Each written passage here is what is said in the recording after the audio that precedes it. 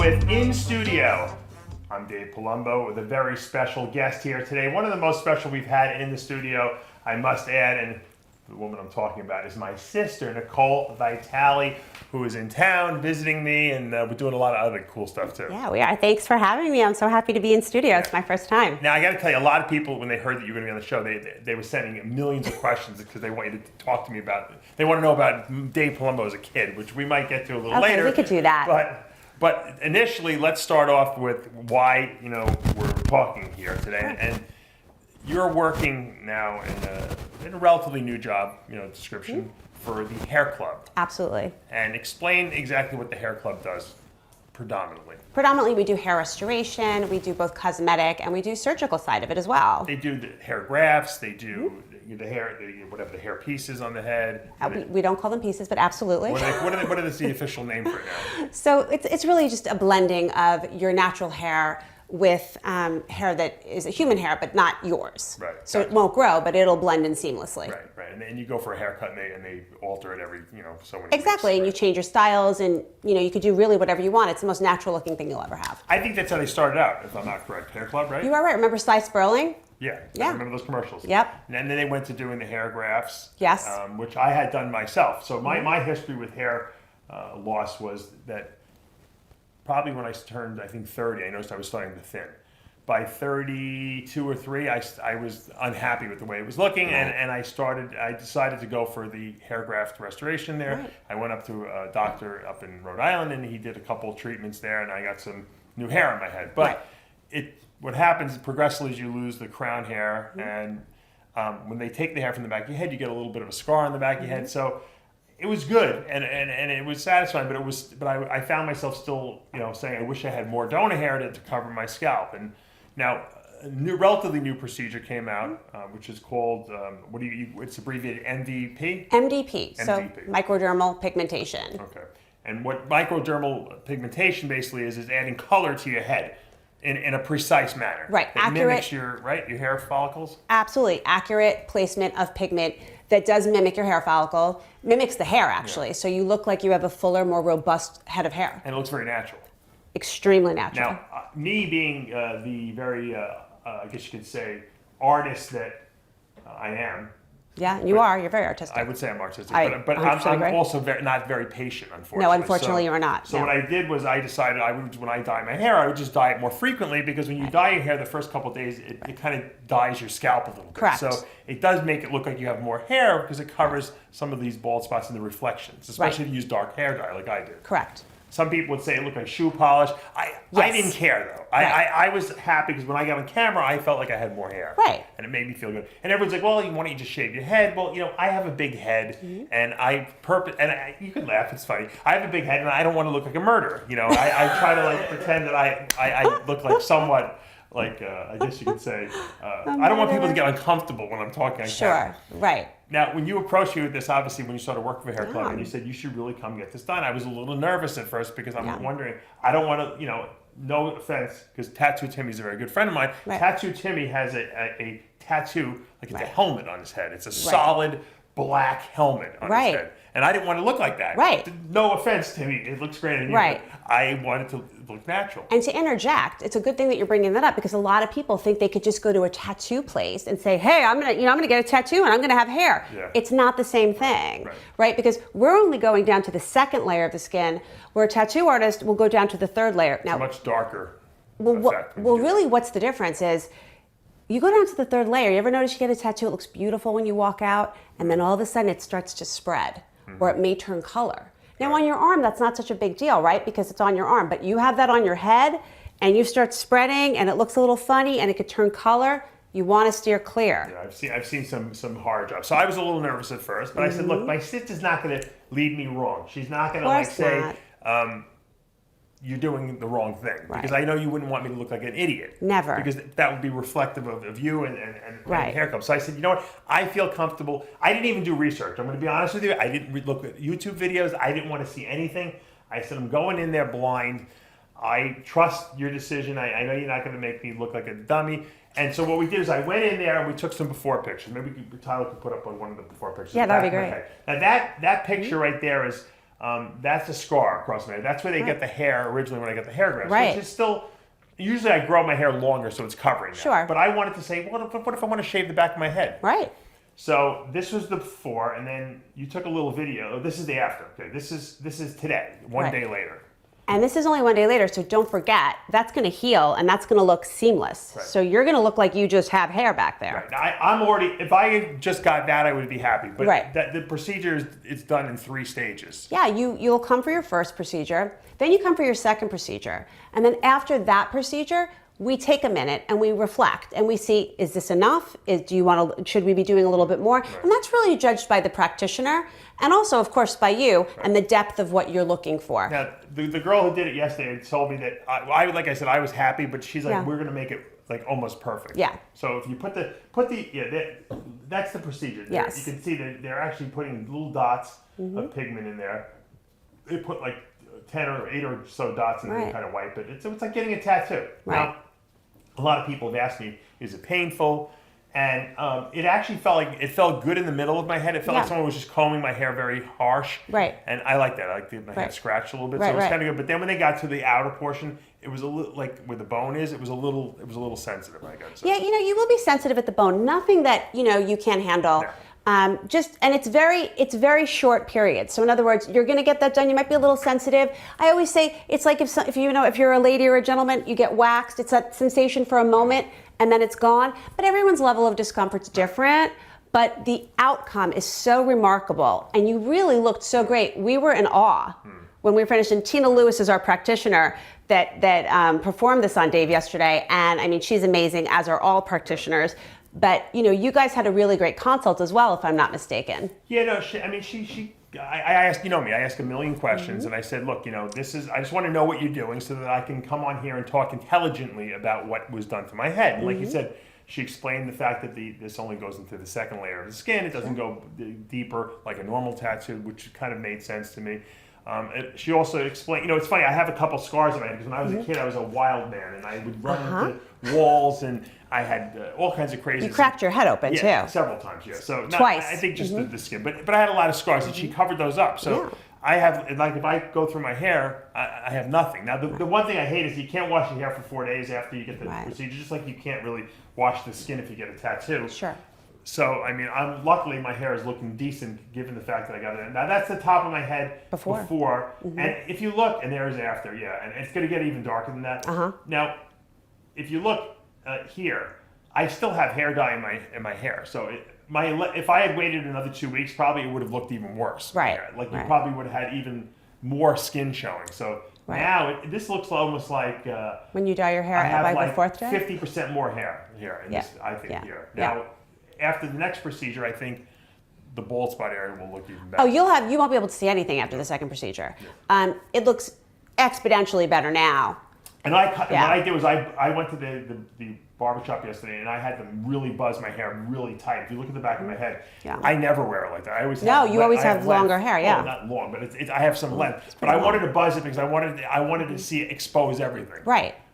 Which is hard for me, but I knew I was doing this as an experiment, so I didn't care. Looks great. This is great. I would probably either grow it a little longer, in the back, just because I like it a little longer, or I might buzz it even all the way up to the top now, because now that I'm going to have actually some coverage there, I feel comfortable doing that. That's great. I mean, you could really do anything you want now. That gives you the freedom. So if you want to go super short, you can. If you want to grow that out a little bit more, you can.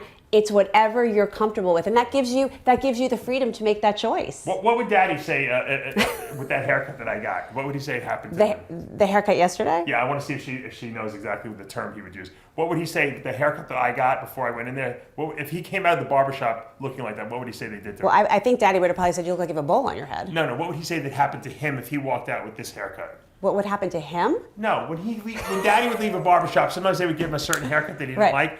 And if he got this haircut, what would they say they did to him? What would he say? Can you believe it? Oh, they scalped me. That's it. They scalped me. We should be on that $25,000 pyramid. we would work. It would work. We would make it happen. My father would say he got scalped. Listen, if I would give my father a bad haircut, he wouldn't talk to me for a week. I swear to you. I was a married woman, and I would get in trouble. It was unbelievable.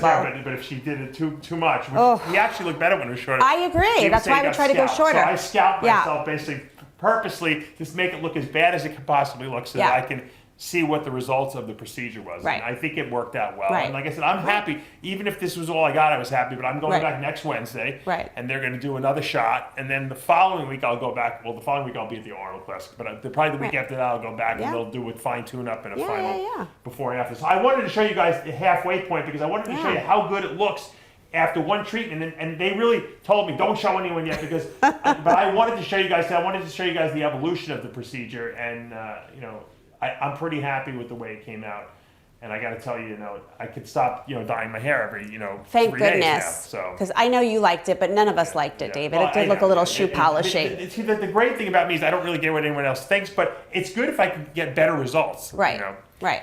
Now, my only concern was, you know, that it does fade over time a little bit. So that's right? legitimate. What's that? Yeah. You know, everyone's different, right? It really just depends how you metabolize and, you know, how you do fade. Because certain people can go 10 years, certain people could go 5 to 8 years. Is it like a regular tattoo? Some people's tattoos fade and they got to get them recolored and other people's I mean, it's really your body chemistry. So, you know, you may be fine. Listen, it may fade and you may be fine with the fade. You may say, you know what, I still love it. It looks really, really good. Right. Some people that are a little bit more involved in their outer appearance would want to get it touched up, but the good news is when you do get it touched up, it's one time. It's one time, and it's not as laborious as it was the first time, right? So it's less time. It's literally touching it up. You're good, one and done. Now, my suggestion is that, you know, like going for any procedure, cosmetic procedure, you got to go to people that you trust. I agree. And that have a reputation. Now, I know Hair Club, you know, has a great reputation. You can go online. They've been around for a long time. For over 42 years. Yeah, they're not going to hire like hack people to do this because it would ruin their whole. Of course not. It would ruin their whole business, I should say. Where could people, if they want to get this procedure done, like, and I know that there's not every city has a hair club, but where are the hair clubs located that do this procedure now? Well, I will tell you, we really are located all over the world. We have several locations that are our hub centers that you would go to, and we're in Los Angeles, we're in Ohio, we're in Canada, Toronto area. Oh, so Canada. You know, Canadian friends. yes, We have a lot of absolutely. Canadian, We're in Florida, West Palm location. Right. We're in New York, Midtown.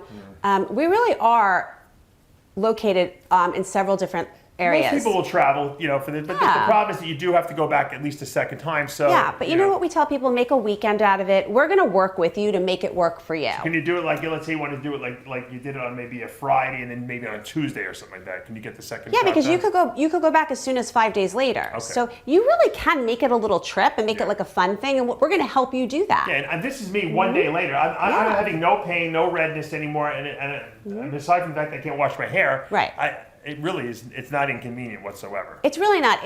There's no downtime. You can go like you're at work the next day, right? I was ready to put a hat on my head to do this, but I obviously don't want to show everyone that it looks really good. And yeah, you literally can. You go back to work the next day. Right. People, we went out to dinner last night. Yeah, right after. And I actually drove back the 3 hours. And you drove back the 3 hours. I didn't have any problems. Yeah.